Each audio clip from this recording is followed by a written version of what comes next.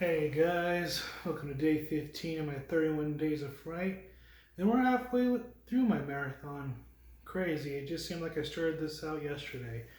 Well, today is the last day of our insect creepy crawly little mini marathon I've done. So I think I picked the best for last, or I picked a movie for last. How about that? So what's today's movie? It's Tick. Yeah, from 1996, I believe. Yeah, all these movies just start to play the same, like here's a monster or a creature, then they kill people, then like something explodes. They're all the same, but they're still entertaining as fuck to watch. So let's get into this. This is Ticks. So yeah, what is the plot to this Ticks movie, you might be asking? Well, I'll be happy to tell you. Well, the movie first off begins at this pot farm that just happens to be ran by a hamster in a wheel, if you can wrap your mind around that one. And yeah, so apparently the pot chemicals actually get into these tick eggs to cause them to mutate to get bigger. And they say marijuana doesn't kill people. Psh, read a Bible. So the next scene, we get an introduction to our main characters, which are basically troubled youth, and they're going on a camping trip to clean their act up. And one of these kids just happens to be Seth Green. I don't know if he ever made a joke about it on Robot Chicken or anything, but if he hasn't, he should do it in the future. That's just my idea, though. But yeah, you get your typical kids that are fucked up going to camp. You get the slut that happens to be the daughter of said owner. You get the schizophrenic. You get the badass motherfucker that's actually a big pussy at the end. Then we get the rich douchebag kids. I mean, you got everything here. One big smorgasbord. Yeah, just so you know that this pot farm is actually owned by that idiot from Waterboy. Yeah, that guy.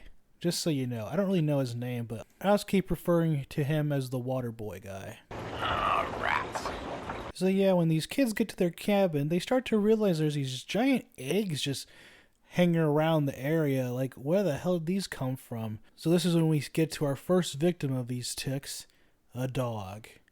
Yeah, this is the second movie that an animal is actually the first victim of these creatures or animals that attack. Pretty weird. Yeah, after watching about 30 minutes of this movie, you start to realize there's not a lot of tick action, if you know what I mean. A lot of it is just these kids just talking to the adults and vice versa about their problems and yada yada yada. I don't want to hear about kids' problems. I want to see them get murdered by some fucking ticks, damn it. Yeah, and after the dog gets attacked, we actually do get this pretty cool scene when they're actually extracting the tick out of the dog at the veterinarian. It's pretty cool. Where the hell did you people come from?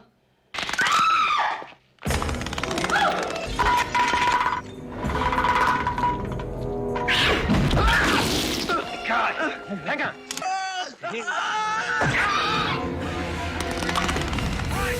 Ooh, and he gets smashed. Ooh, that's gross. Looks like a fucking pimple being popped.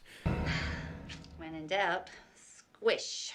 Now this is when the movie starts getting interesting. When the ticks actually start attacking people.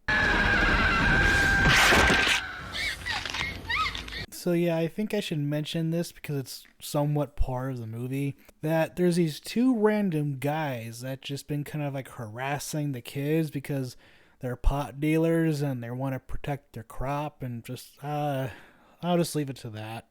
But it's not really that big of a deal. The reason why I bring this up is because apparently one of the guys that was trying to run away from the camp actually catches himself into their pot growing field and they accidentally light it on fire, causing a forest fire to where all the ticks come out and start attacking the cabin where the kids are staying at. And this is when that kid that initially ran away comes back and he's full of ticks and he ends up dying. Boo-hoo. And this is when they find out that the two guys that are in their cabin have been the operators of the pot farms. And so when they find that out, the two guys get really hostile and want to leave without them and let them die. So the guy sends his henchmen to get the van, but the guy got bit one too many times and starts to hallucinate and thinks that his boss is a cop that he killed previously. And you know what he does? He runs him over into the house, basically destroying the cabin. Nice. But he actually didn't kill him, and this is when the group start to fight back against him. So yeah, you know that kid that died because he had too many bites from ticks? Well, this is the part of the movie where he actually starts to become a tick. Yeah, the transformation scene's actually pretty cool and neat, and it's probably the best part of the whole movie. So he ends up killing the other dude. About time. And this is when Seth Green's character kicks his ass into gear and he saves the day by getting the van and driving everybody out of harm's way as the cabin's burning right behind him. Oh, do I mean catches on fire? I mean it motherfucking explodes. So yeah, they drive off into the distance. Everything's fine. Nothing's going on. And they killed all the ticks. Or did they? Dreamlike and unreal,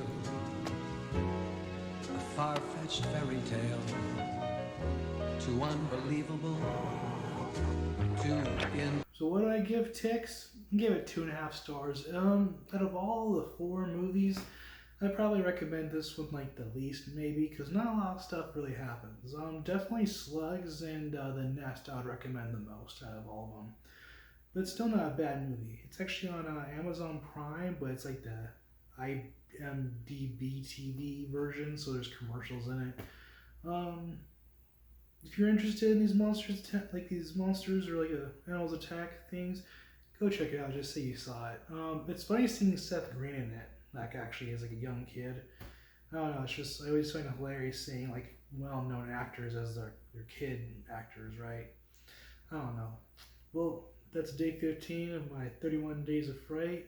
We got 16 more of these, and it's about to get good. So, what's tomorrow's movie? We gotta wait and find out. And until then, have a good one. I'll see you tomorrow.